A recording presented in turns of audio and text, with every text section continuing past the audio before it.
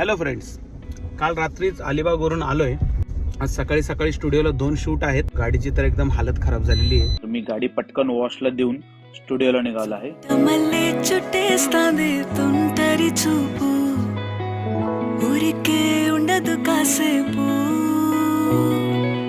అస్తమానం నీలోకమే నామై మరపు చేతనైతే నువ్వే